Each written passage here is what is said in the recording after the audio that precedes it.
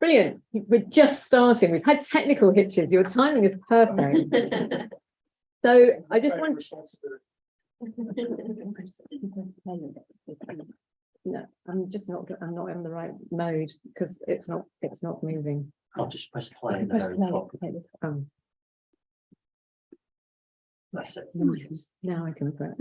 Thank you. Okay, well, any kinds of nerves I might have had about what I'm going to say has been overcome by how to use the technology. So here we go. This is what we're doing this afternoon, and welcome. We're going to hear from Anna, who's at Superflux, me and Lara's work, and then and everybody else is in Creatures, and then from Ruth at Furtherfield. Then there's a bit of time to do a World Cafe. There's a break formally at 5. But if you need to go and come back, or just use the facilities, please feel free. I know where the ladies' toilets are, and they're a long way around there. There's probably some others as well, and they do seem to be still specifically ladies and gents, but there's probably a gender neutral one somewhere. I don't know. Can you share? On the ground floor. Brilliant, thank you. Okay, without further ado, let me hand to Anna, if I may. Are you there and ready? And yes, hi everyone. Stop sharing my screen, which I can't do. Got it. Just The red one. The red Yeah, bit. but I haven't got a.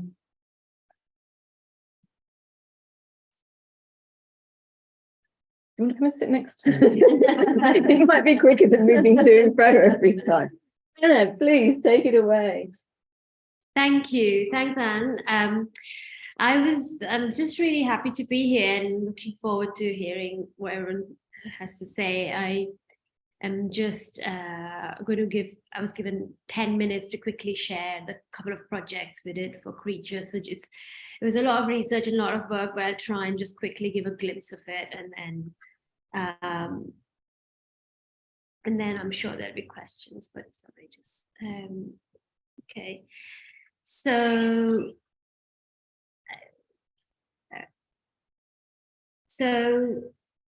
okay, hopefully you can see my screen.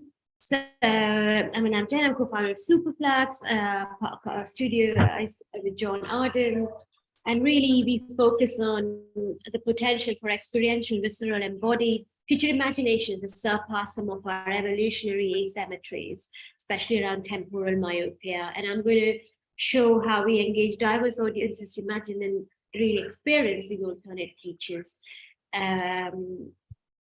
for themselves, and just a glimpse of some of our projects.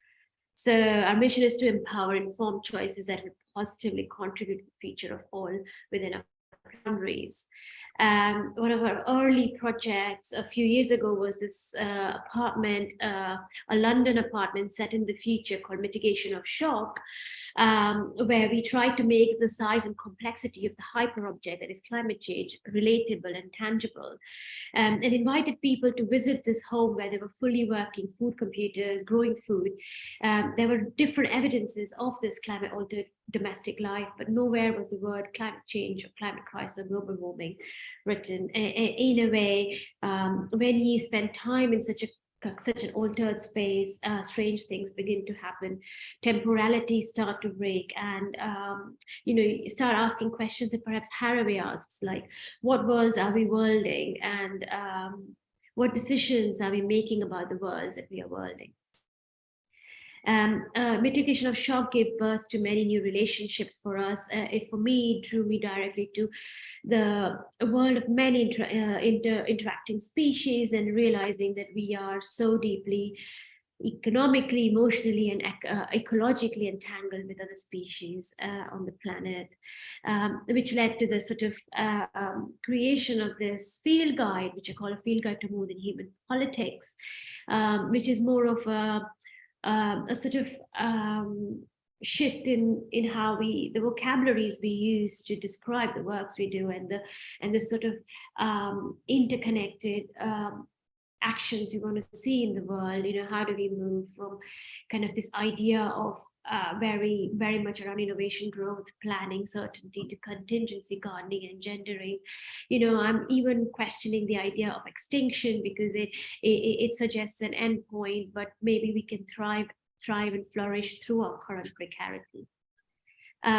John often uses this idea of a predicament, that this climate crisis is not a problem that we can just solve. And so how do we move through this predicament is really something that we explore and navigate.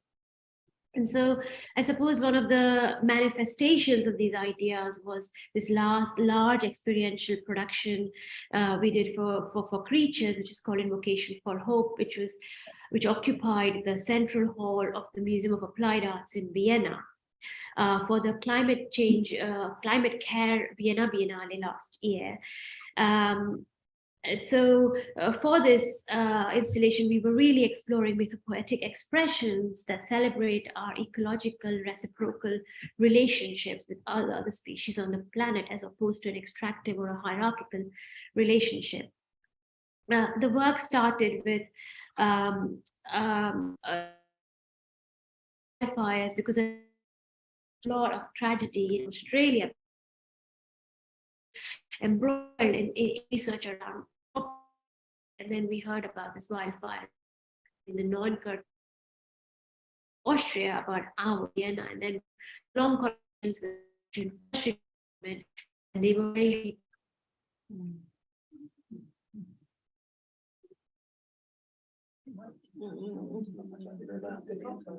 It might be because she's sharing the screen, it uses a lot of bandwidth. Where's she coming from? Vienna. Yeah. Is it on everywhere? It's on. Edgerham's working fine for me. But I think she's just disappeared. Oh no, sorry. Oh. No idea. Maybe back. So this is the these are the horses. This is the monocultured pine trees, and of course, this kind of monoculture planting leads to worse wildfires. It is created for getting yield of the trees and not for really creating thriving ecosystems. It's a synecdoche of our relationship to ecosystems currently, and we took them and we created a similar sort of grid-like monoculture planting, salvaging the burnt remains of forest. We worked with Cosmo Sheldrake, the multi-instrumentalist musician who created the soundscape for this installation, and visitors walked through the electronic smog of our extractive world today towards a resurgent forest in the middle. These are some of the sort of soundscapes of the forest, of the burnt forest, and meandering through this installation, you start to see the beginnings of new life, of fronds beginning to unfurl, and sort of from the skeletal remains of what was once a forest, you start to find that at its heart is a resurgent living forest where multiple species live in harmony with humanity, offering a promise of an alternative. These were all fully living, thriving plants and local alpine species, including the wild grasses and the lichens and the mosses and the apples and the various shrubs. A sort of a pond at the heart of this resurgent forest offers you a chance to reflect not on your own self, but on the species that we are all interconnected with. So if you looked at the reflection in the pond, you will see an alpine bird or an animal look back at you, an opportunity to really become a little bit more contemplative about our deeply interconnected relationships, relationality really in this world.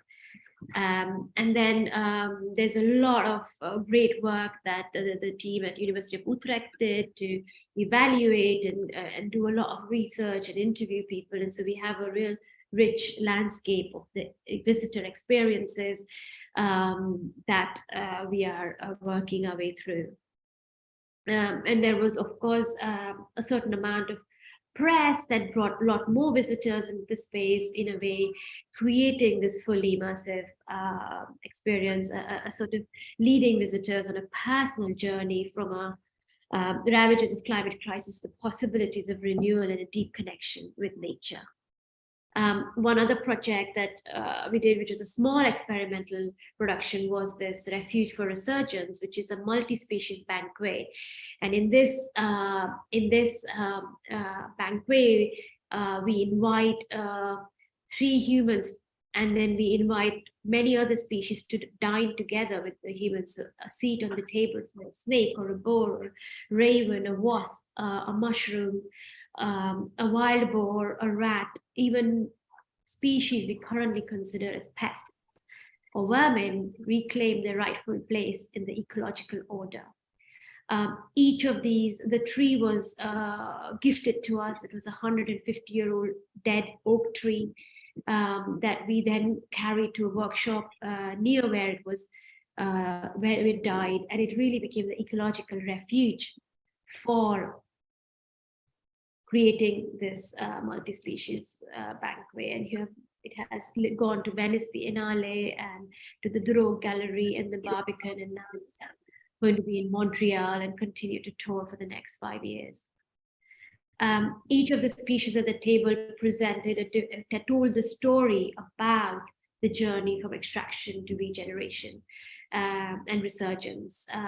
The illustrations told the story of each species. They had all been given food offerings, and we created cutlery for each of the species from foraged, found, or salvaged materials using jewelry making techniques. Really a journey from anthropogenic extraction to ecological resurgence, from patriarchy to matriarchy. No, from patriarchy to matriarch, and from paralysis of fear to audacity of hope. And recently, over the last 6 months, we've been continuing to develop this work. So really open to have conversations. We have a residency currently at King's College in London since the last 6 months, where we've been deeply creating this experiential research project, talking to people across disciplines to really start to understand what a transformational impact such work can have and lead to positive cascading effects. Very fundamental questions we're asking around power and much more, which I'll hopefully be able to share soon. Thank you. Thank you, Anna. That's fantastic.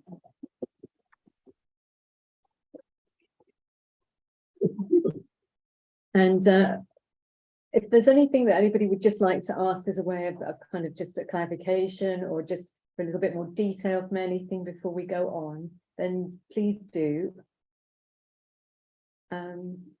Otherwise, I will go back to giving a sense of the greater narrative, and perhaps pull out some of those themes that Anna has so beautifully opened up for.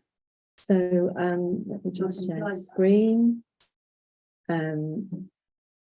Yes, there we go. That didn't work.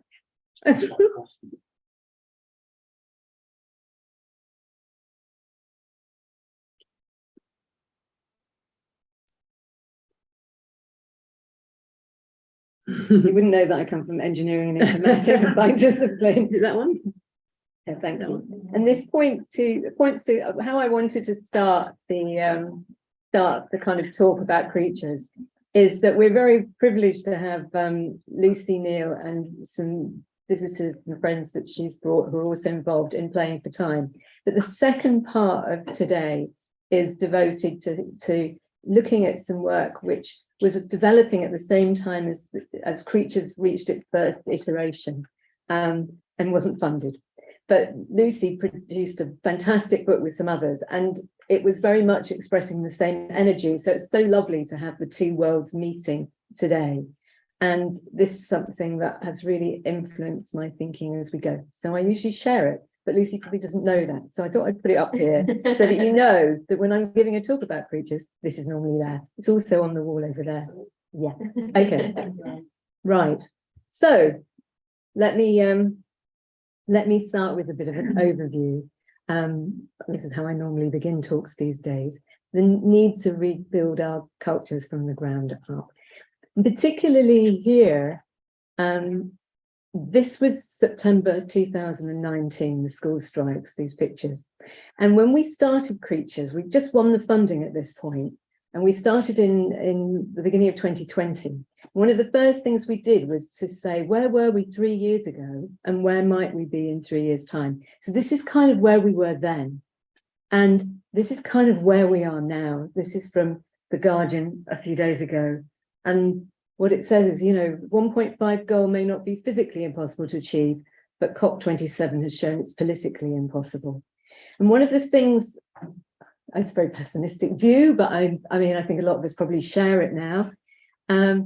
One of the things that we're interested in Creatures is looking at what it would take to mobilize everybody so that politics changes completely, not just in terms of how it's being played out at the moment, but absolutely. So that's the sort of context for what our work is doing, but it comes from a really different place. And a lot of the work that's been done is much more about kind of informing. But our transformative practice, which is a project that has brought together arts organisations like the one you've just been seeing, Anna, Superflux, and research organisations like Sussex and Utrecht that Anna mentioned, co-creating knowledge in action research to go for something that is more than transformative of people's knowledge, but actually looks at what it means to transform as our whole self. But it's more than evaluation in terms of how much carbon's being saved, which is a classic line that arts organisations have to deal with, and participants counted, but actually, how can you be engaging sort of hearts and minds, making cultural shifts, not just behaviour change, looking at alternative governance systems, and really thinking about what then acts beyond just research projects to make a research project that becomes an attractor state. And we hope that we began to get there with Creatures being more than the sum of just the research partners and the arts partners, but something more becoming as an idea. So that's where we went. We took 20 experimental productions on that journey, and we looked at what could be done if we travelled exploring opportunity and joy, not just urgency. I particularly majored on the idea of ecologies of subversion. What happens when a lot of people come in and try and destabilize the way that we understand the world as it is, that we set out to reduce what's called the plausibility of the dominant present by welcoming diverse ambitions for change. We didn't have one model of what people were supposed to be doing. We don't know what the right answer is, and we're just interested to find out what people think could be achieved through change, through inspiring people. And our practitioner partners work to resist definition, but thriving by challenging social norms. So this is very much not, as you're already seeing from Anna, about some of the things that arts type practice, creative practice is often drafted in to make science more explicable, to get people to express themselves. All of that's great. But this is about something that cultural institutions, cultural workers can do that is transcendent of that. And it's really important that we're talking about how you make the conditions for systemic change. And that's what we've been looking at. So here are the partners. Well, there's us. Aalto University are coordinating. We've got Utrecht, and we've also got RMIT Europe as partners. And then we've got a whole lot of other kinds of partners. We've got Sniffer and Open Knowledge Finland, who are NGOs.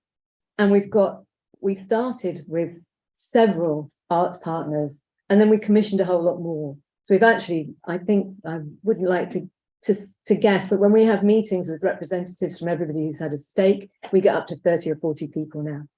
And that's without including whole teams. So what does it mean to be creaturely?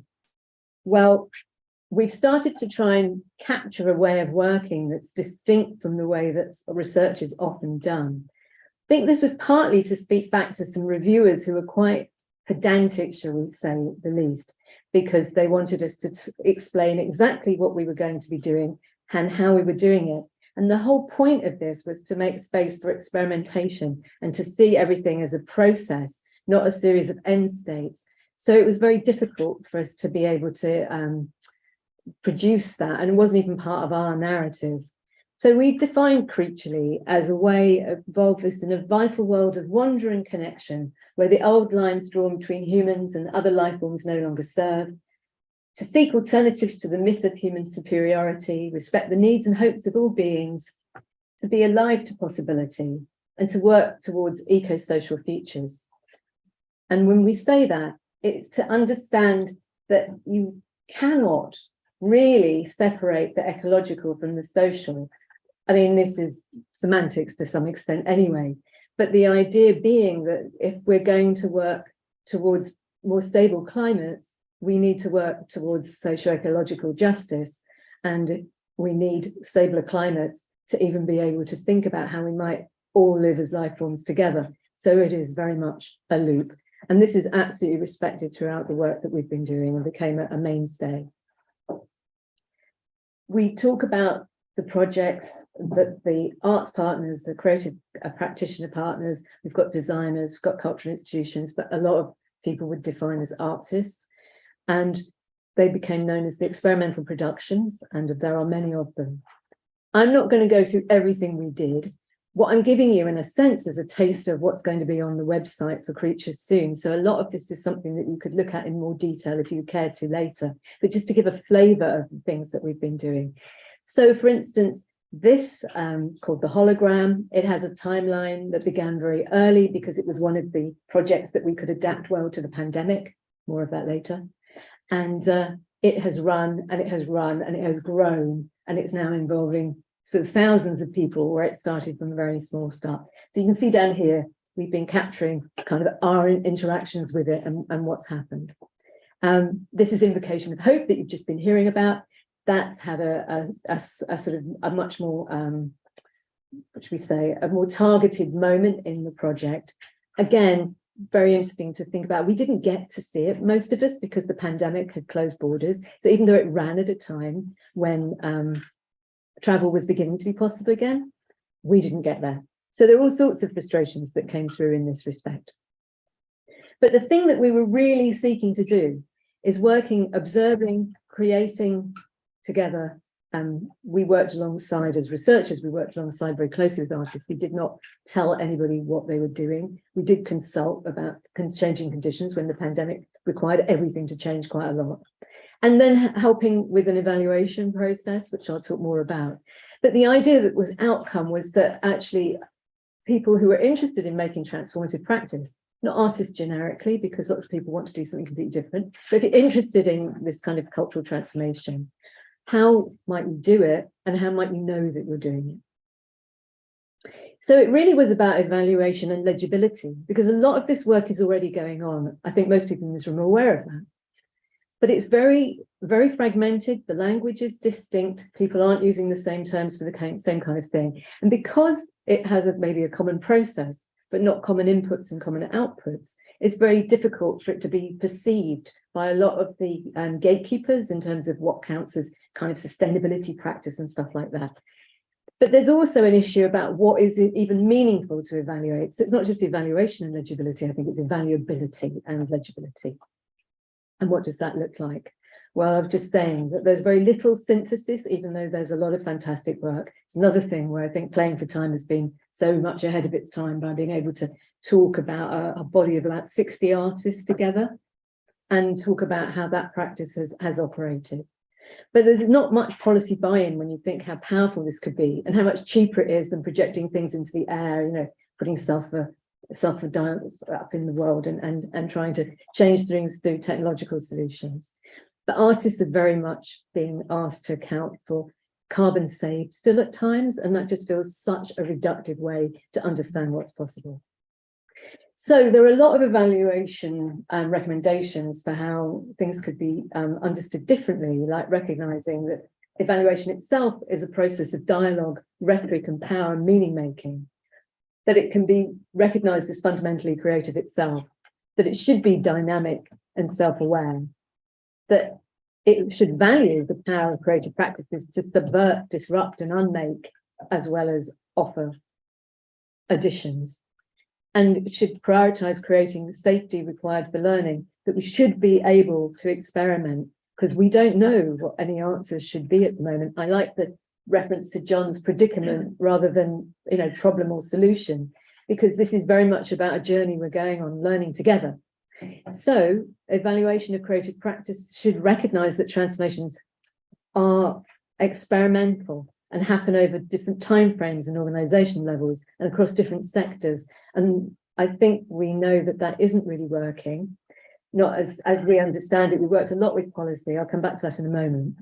But what we did start to do was to identify different areas that policy could be looking for impact, that artists and creative practitioners could be expressing their impact, and came up with this graphic, which is now being unpacked into what we are probably going to call indicators.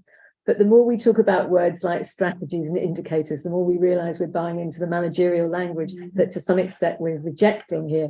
So there's a whole problem about how we speak consistently about what we care about and still communicate to people who speak a completely different language for it. And these are the sorts of things that we've been attempting to do. And recognizing that, you know, that we have this tension about policy needing to put things in boxes. And here was just a nice graphic thinking that one through about that culture difference even in these worlds. So what we did find, and having talked a lot to policymakers towards the end of the project as we were learning more, and through the project to find out what their perceptions were and priorities were, we found that actually a lot of policy people agreed with us about the value that you could see in creative practices, but their instruments were a barrier because they're not flexible enough to actually acknowledge and welcome some of the things that are most important. So we've had great conversations in what we were starting to call soft spaces, which allowed us to meet where there wasn't anything particular at stake and just talk together. But then we found that the sticking point, I mean, there are plenty of people who are happily propping up the system as it is, but that actually there's a lot of radicalism. It was just very difficult for them to act on it. So I think as we end, we're still trying to work out what the mechanisms for moving on are, but we hope that a lot of this information will be part of it. So I mentioned the pandemic, and that also contained our ambitions, because we had thought to move amongst our partners as they did practices such as the invocation of hope. And a lot of the things that we thought we could do by being there and hearing what people thought about being there, we couldn't do.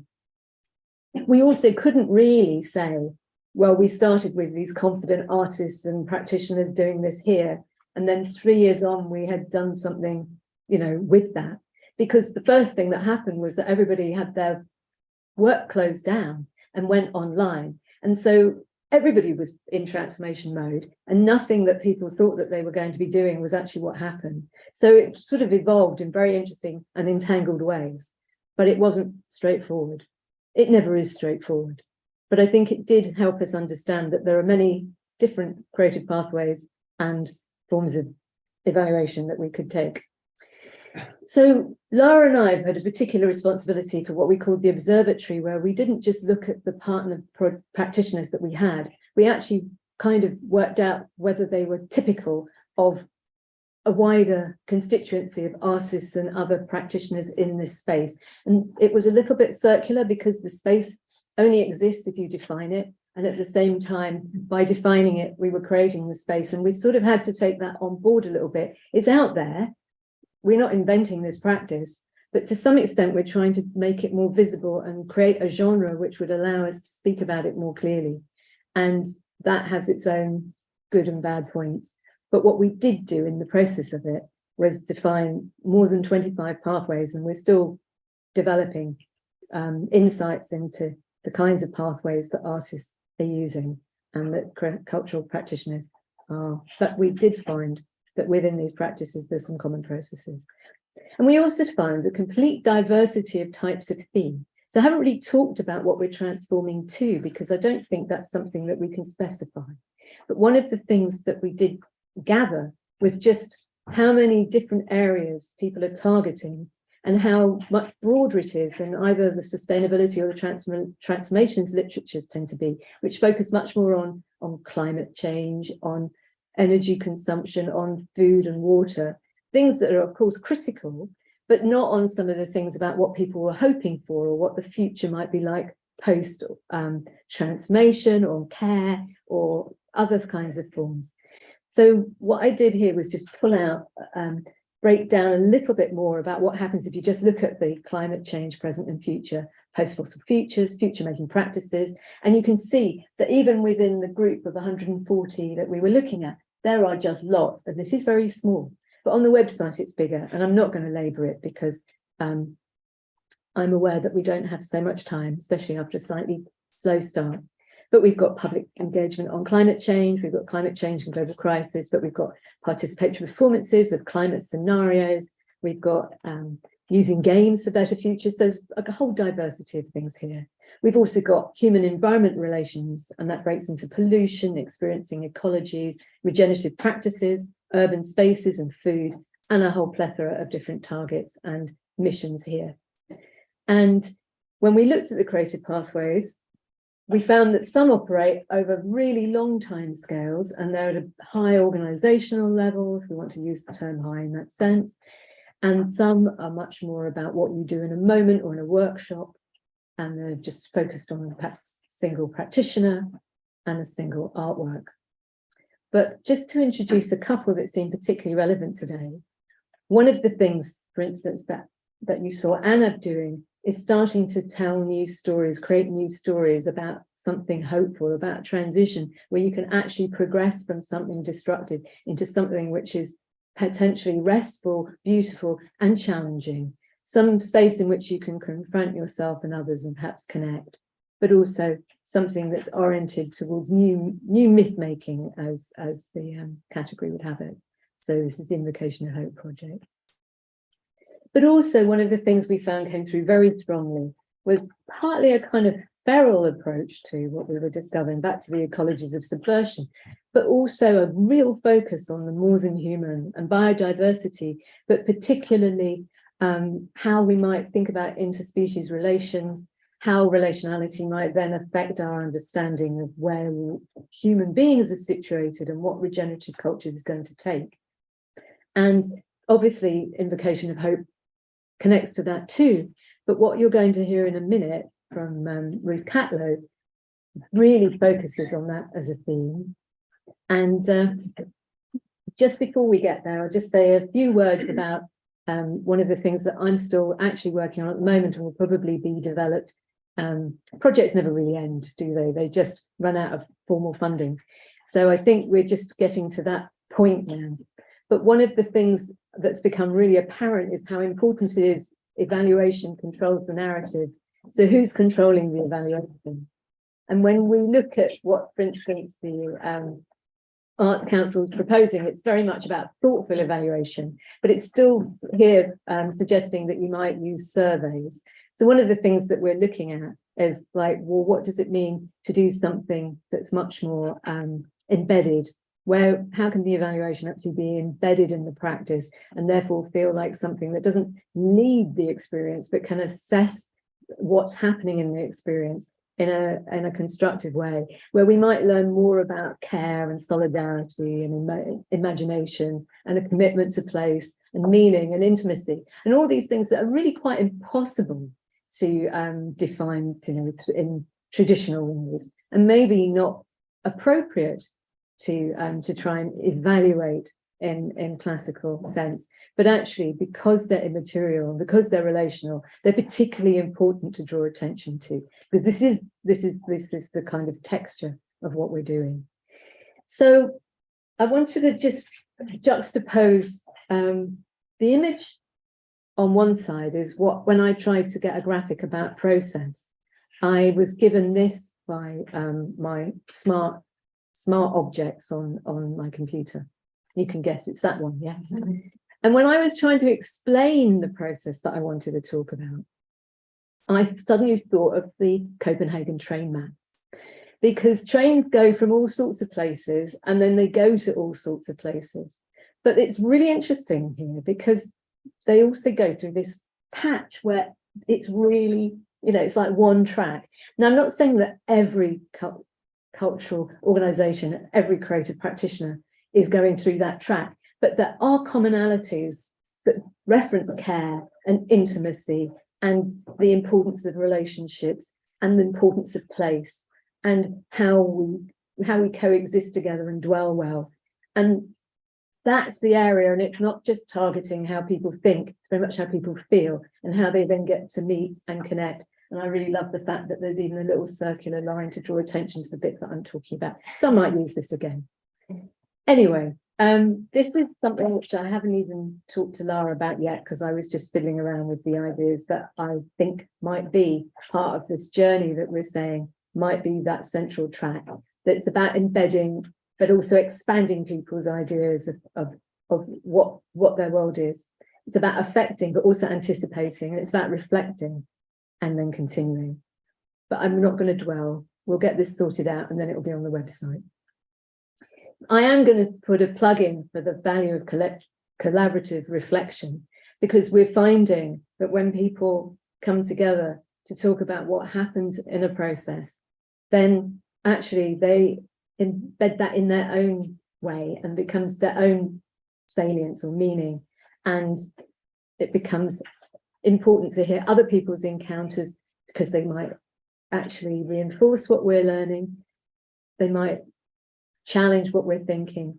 But one of the things, and Hilary drew my attention to this only last week, is that some of the research, Common Cause research, points out that most of us don't know how many other people think the same thing about these issues, that we're all wanting more community, we're all wanting better relations, we're all worrying increasingly about the climate. You wouldn't necessarily know it from our media, but we need to find this out at local level, that it's something that everybody would act on if they knew their neighbours were. So part of what happens when you bring this kind of creative practice into a place is that people start to understand that it's not them, it's everyone, and we could do more. We find our allies. So we have been talking more about participative intimacy, a particular thing that happens when people come together and encounter each other. Something that is maybe common to this process, not in every encounter, and it's not something that you can necessarily make happen, but you can create conditions for. When something changes, you feel different. And I think anyone who's ever led a process has watched that happen sometimes, and not others, when you suddenly go, ah.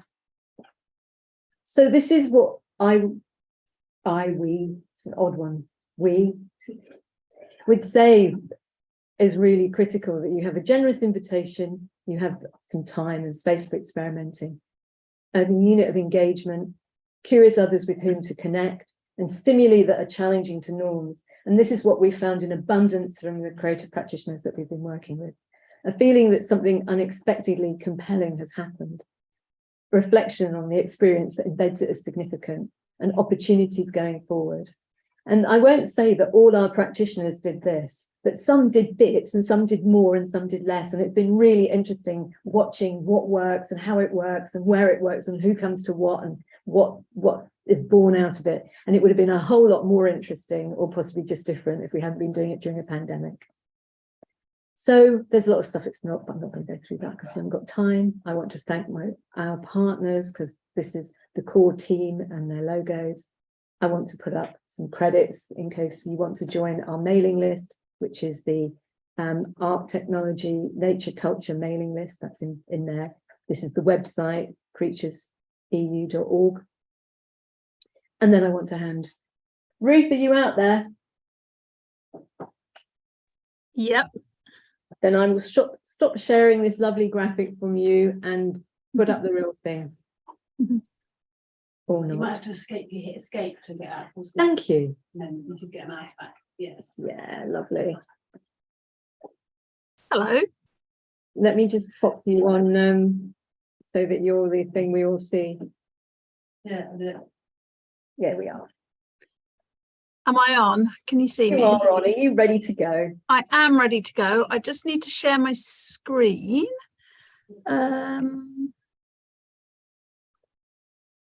Okay, here we go.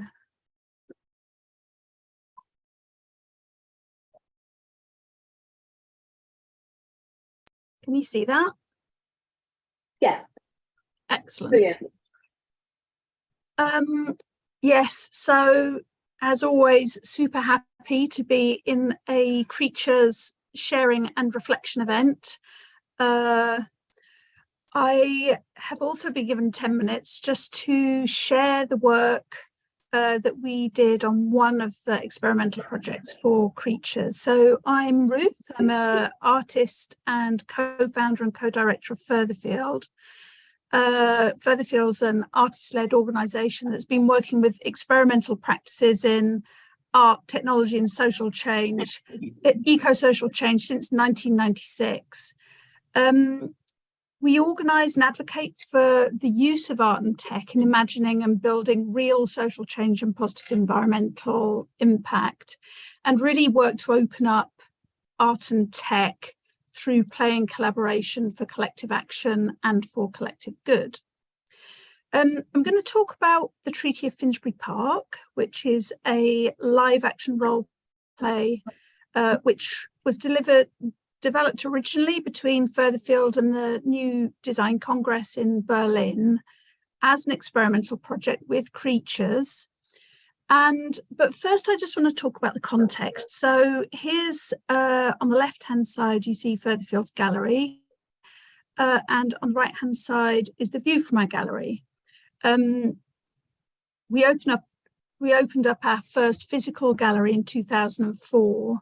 But we've been based here in the heart of Finsbury Park in North London since 2011. Now, parks are a special kind of public realm and provide crucial public infrastructure for leisure and well-being. And this park has some very particular characteristics. So it's a super diverse area. Its users speak over 200 different human languages. Who knows how many more than human languages are spoken? And amongst the human communities, there's very large diversity of wealth, access to education and employment. It's an area well known for its very dynamic migrant flows across all the boundaries of the park. And we've gradually come to understand that in the context of intensifying translocal changes, that the park is a site of huge potential learning for our international community of art, tech and social change practitioners, as well as participants and audiences online and here in this physical space. So for the last 5 years, we've been really flipping our exhibition and events program so that rather than just funneling high quality art into the gallery, we've been working with people in the community to really shape what we do. In this park, which I think isn't uncommon, human and non-human communities are often in conflict with each other, as well as local kind of governance systems. So, for instance, the Friends of Finsbury Park have been in an acrimonious legal battle with the council for at least the last 6 years over the hosting of the annual Wireless Festival, which brings in crowds of about 40,000 people a day over 2 weekends every summer.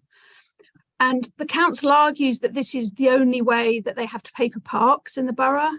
And the park communities say that it adds, in addition to kind of noise pollution, the amount charged doesn't begin to cover the cost of annual recovery of damage to the park and its biodiversity. It also privatises public space.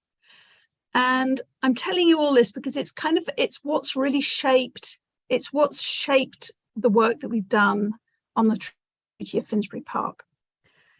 So this project is a LARP, a live action role play designed to build empathy pathways between humans and all other life forms, sparking new ways of being, feeling and acting together across different scales in urban green spaces locally and translocally.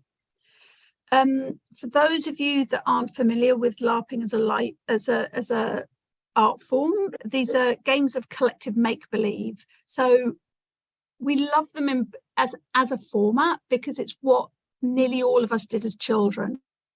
These are games of make-believe like playing hospital or playing war games or whatever kinds of games that we played together as children where we said, this is the reality and now we play it as though it's real.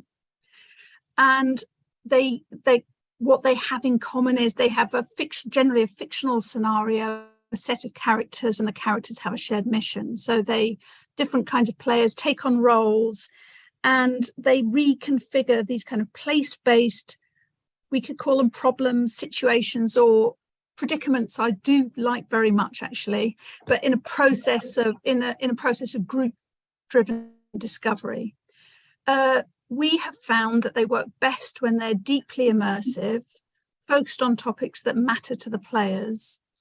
And essentially, we see this as prefigurative practice in which we all get to rehearse, perform, and kind of practice new ways of organising reality.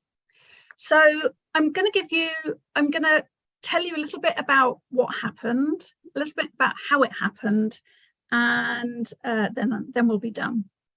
Oh, and a bit about why we did it the way we did it. So the treaty fiction was created specifically in response to the 2019 IPBES report that told us that more than a million species on Earth were at risk of extinction as a result of human action. And we wanted a way to provide a way to feel and respond to the kind of calamitous impacts of this report with the park users. Our research showed the importance of biodiversity in mitigating the effects of climate change, and we learned that cities now hold the greatest biodiversity in the world, and equally offer greatest opportunity to engage diverse communities. So the scenario is, it's set in 2025 when all the species of the park have risen up to demand equal rights with humans. After much unrest, it's been agreed that a treaty will be drawn up designating these rights, but first humans must learn to better relate to and understand non-humans so they can cooperate better together. And this is developed into a game of interspecies assemblies in which we design an interspecies festival. Now, this is why I told you about the Wireless Festival. Okay, so we're connecting with local politics. Next year, we are actually going to host the world's first interspecies festival in Finsbury Park. And then the gallery will be host to a co-written treaty. And to develop all of this, like to really ground this in local fact and community, we've worked with conservation experts, park staff, local growers and park users to understand the needs of different species and habitats. In the fiction, thankfully, there's been a new invention. Often our fictional worlds contain new technologies which kind of help to carry the narrative. And this is the sentient style, which allows humans to tune into all the flora and fauna of Finsbury Park. It also matches players to mentor species in the park, who are the characters, and it helps them to learn about the mentor's needs and experiences before representing them in the online assemblies. Here we see the mentor species to represent all the different life forms in the park. So, for instance, the dogs represent all medium-sized mammals, and they have a special relationship with humans. The goose represents birds and waterfowl, and there are international representatives who also provide a kind of resonance or connection with the human migrant communities. The grass represents the grass and all small plants, and they're strongly connected to soil health, biodiversity, and support for pollinators and insects. And these species illustrations have then been used as a core tool for immersion, creating masks which mean we never see any human faces in the game. So I'm going to finish by showing you a couple of examples after I've just explained a little bit about how seriously we take the question of interspecies democracy. We're literally trying to consider the political voice of more than human life in the park and think about why this is important. So this has involved a deep dive into Indigenous scholarship by people like Robin Wall-Kimmerer and the world of critical animal studies. So we were inspired by the work of scholars like Claudia Hertenfelder, Sue Donaldson, Will Kimlicker to imagine what it would mean to grant citizenship rights to all species, guaranteeing access to services like food, sanitation, security, education, culture, and participation in political decisions. I'm going to skim over here just because we're short of time. So we ran online assemblies. Here's a screenshot of us planning for a future interspecies festival. In these events, we learn about species talents and stressors. We devise festival events and then discuss logistics, which is where it often gets the most interesting. And here you can see us wearing snap lens digital filters and also cardboard face masks. So we ran hybrid events so that people weren't excluded if they didn't have powerful enough computers. And here's 30 seconds of play, just so you can get a sense of what's going on. So remembering this, no one's actors. They are purely responding to gameplay.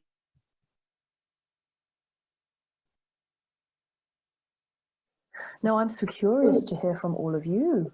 Who are you and who do you represent? And what is your greatest talent? I think my biggest talent is hurling other beetles into the air, but that's less appreciated by other species. It's just the female stag beetles who really like to see that, I believe, at least. And also I think what's appreciated is also just my fierce appearance. Yeah, so here you can hear, like, I can talk till cows come home about what we're trying to do, but like in the middle of these games, they are deeply charming. People are deeply kind of, their imaginations are working overtime to think about, to represent the talents, the needs, the stresses that they face as these kind of species, and to build relationships with each other and to support the fiction with each other. I want to really emphasize a point that Anne just made, which is the importance of the value of communal or collaborative reflection and feedback. So all of our events end with a kind of D-roll and debrief in which players get to reflect on what they just did, the things they just said, the things they heard each other said, and then what it means about how they relate to other species and how they relate to the kind of the public space in the park in a different way. No, I'm so curious. So yeah, so next year we finish, this project will kind of wrap up with a series of interspecies festival events and an exhibition where people participate in a series of co-created events. So we'll host a magic multi-sensory tour in the Old Forest, which is led by the different species based on their most dominant sense. We'll have the interspecies daycare and spa where all the younglings are cared for in the New Forest. And the wildflower meadow is going to be host to the Big Snack Chorus and Festival of Poop, which is really a kind of about the circle of life and excretion and ingestion and kind of like how all these things are connected together in different more than human species cultures.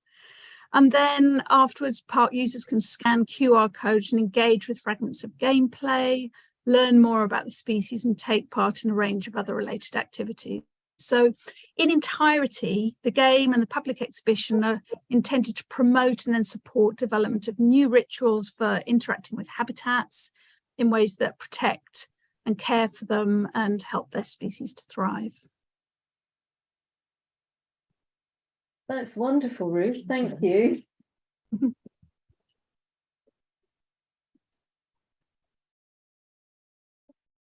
Right, I know Anab had to go, but I'm hoping that we might all of us still be around to just hear any first thoughts from everybody here, and any questions that might have come up for anybody.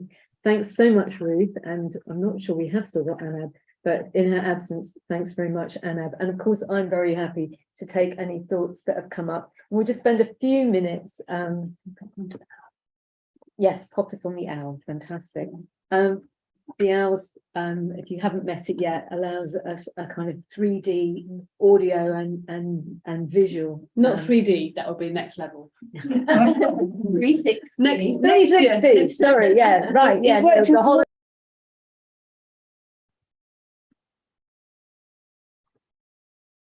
You've just muted yourself, so we can't hear you. Another thing to just point to, as part of what I wanted to say before I forget, which is that behind you there's a Scan Me big QR code. Today we happen to be, or tomorrow even, you've got the sneak preview, we happen to be launching a report that looks specifically at the impact of people working with place and how significant place is. So if you want that, you can just download it. It's up already by taking a picture there. But that was just a prelude to giving you a moment to think whether there were any burning questions. But we are going to move into an exercise that allows us to think through more so that we get our own reflective period. Yeah, Hilary. So it might be a bit of a functional question, but that statistic about biodiversity in cities sounded really useful to know where that came from. That cities hold the most biodiversity, whatever that means. Yeah, Ruth, can you elaborate? Did you hear the question?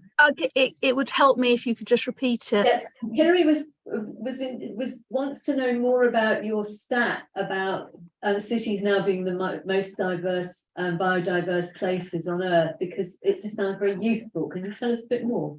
Yeah, I can share the link to the report, but it came from a piece of research that was being carried out by, I think they were urban architects in the Netherlands. It's quite a deep piece of research. I'll happily share that with you.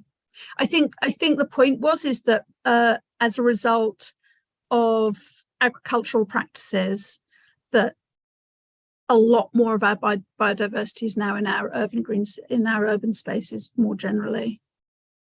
Thanks, that's brilliant. Not more than the Amazon. No, that's fair. I think the Amazon probably Maybe the Netherlands. Yeah. Certainly in the Netherlands. I mean, they were talking about global biodiversity, so that no doubt the Amazon is more biodiverse than Finsbury Park. I'm definitely, but I think it's a kind of general, yeah. In fact, one of the interesting things about the animals that Ruth picked is that there was actually only one which counts as a strictly indigenous species, which is the stag beetle, and the rest are kind of park species. And how interesting that is, and how that came up in discussion as well about what it means to be, whether you're an invasive or or a migratory or an indigenous, and and how you can speak about that when it's animals but you can't when it's humans and stuff like that, or what the different boundaries are. Anyway, I digress. Was there anything else that anybody wanted to Adrian and then Alice, go on.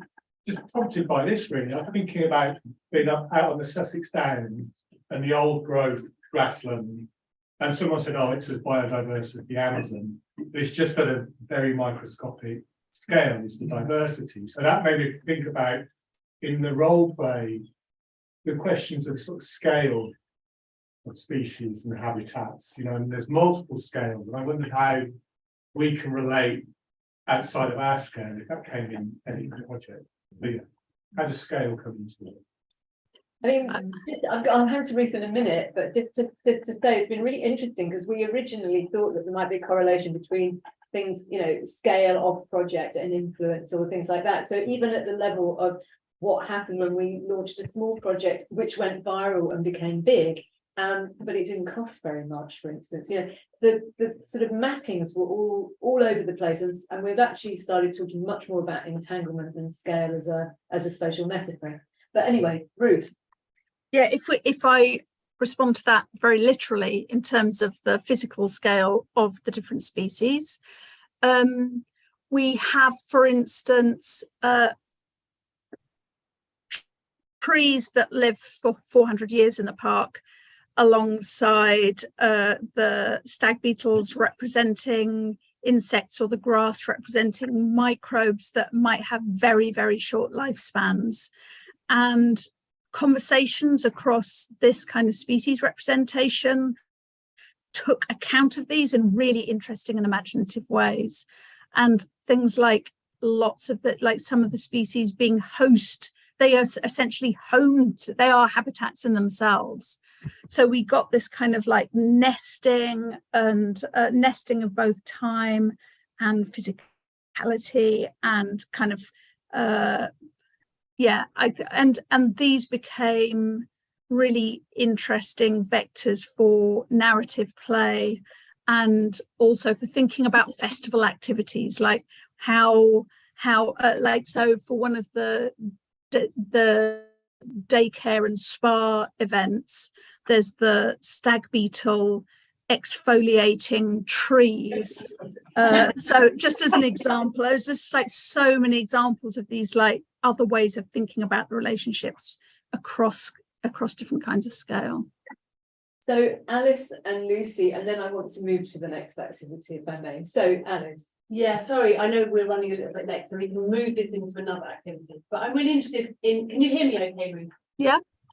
I'm really, well done now. I'm really interested in this relationship between kind of play and imagining, and then kind of maybe like law and evidence as it rolls in. So we know, you know, that in various other countries there are rights of nature is like manifest in the constitution, and we're not there yet in the UK. But I understand there have been things like faith in nature, like the bath, you know, shampoo and products. They've appointed nature to their board, and there's a huge amount, I think, at Brighton University, and we have people here in the law department thinking a lot about how you change some of these legal boundaries. And I'm just really interested in how you kind of interact with those legal realities, and which seem to be quite fast changing with play and with these roles, and how you go beyond that, because in some ways law is already beyond what you're doing in Finsbury Park, and I find that really interesting. So I don't know if that's something you I'm super fascinated with all of this. It's something that we think about a lot. I've decided that it's all that creatures should take all the glory for what faith in nature has done. We can't claim Zoops, that happened as well as us. So exactly. We are working with them as we go forward. So yes, but having met Zoops, have a look for them. Yeah. So I was going to give a shout out to Zoops as well. But I think that we have like this kind of constant toing and froing, because it's about law, but it's also about norms in local government. Norms in local government are really important, and they really enforce a certain kind of attitude of the users of public space so the attitude of the local council to the use of the park as a kind of site for money making has such a massive effect on how people feel about whether the park is their space, whether the park is a space that they get to determine.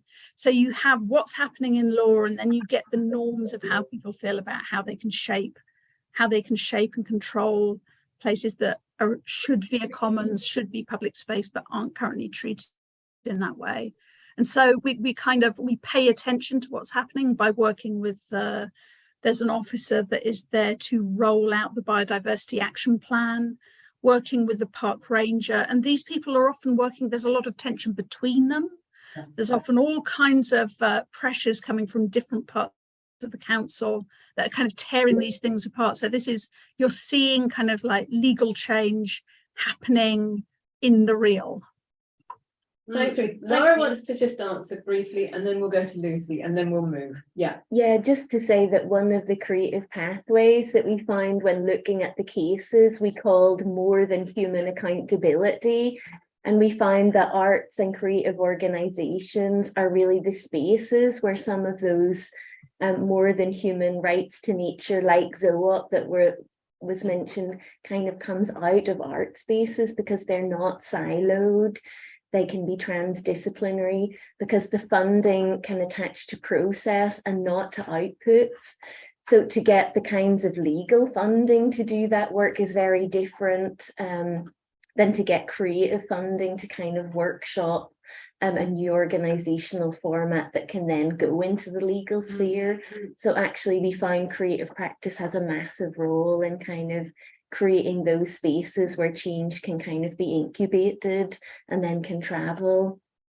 That's lovely, thank you. Thanks. Lucy. Very, very simple actually, Ruth, because hello, I'm Lucy. You'd started to kind of speak of it really, but my question was whether you had evidence, anecdotal or otherwise, that different and new conversations were happening within the local council already from the games, from the Finsbury Treaty?